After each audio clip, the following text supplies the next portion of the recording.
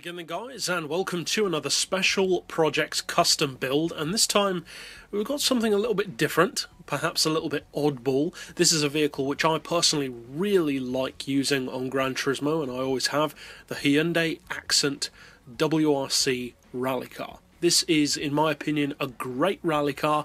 It has beautiful handling, I love the way it looks, and it's severely underappreciated.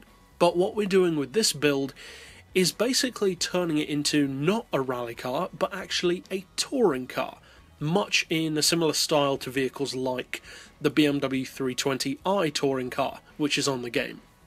Now obviously this car is all-wheel drive, which touring cars almost never are, but there's nothing you can do about that. So basically we've made it handle in a similar way to a rear-wheel drive car, but of course it is all-wheel drive and you can't change that.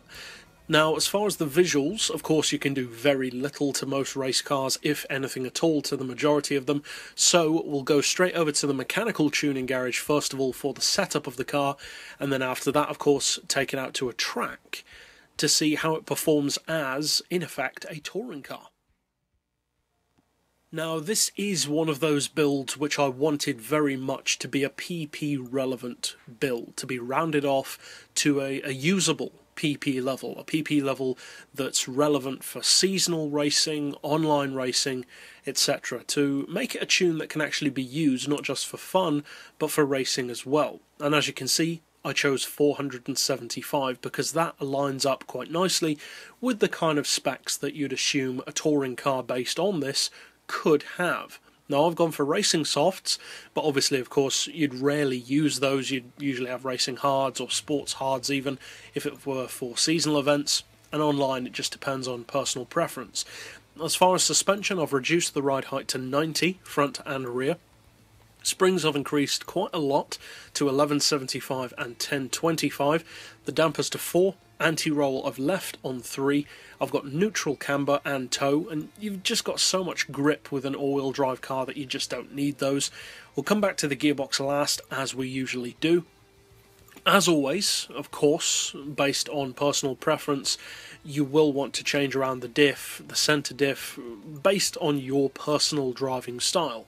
But as you can see, I've opted to send 90% of the torque to the back wheels, again, to make it more like a rear-wheel drive car.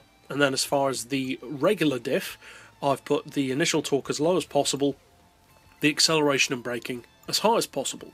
As far as power, we've got an oil change on this one, and then I've reduced it to 91% power with full downforce, and I've left the weight untouched. As far as the gearbox finally, obviously with 285 horsepower, this isn't going to be a top speed tune.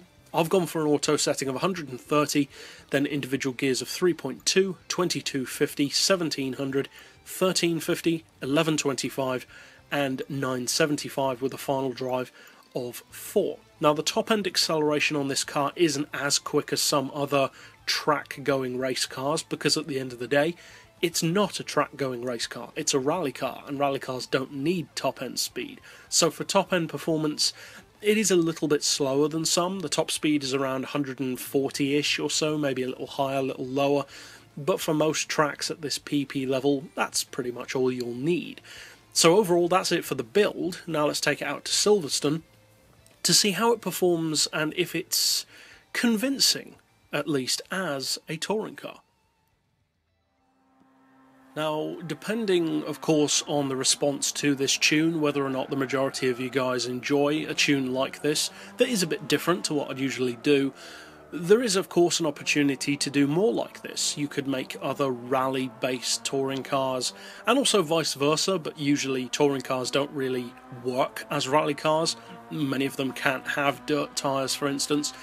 But overall, the great thing about rally cars is that as far as pure spec, at least, they aren't actually that far off a touring car. They have similar power levels, similar weight, and even a similar appearance.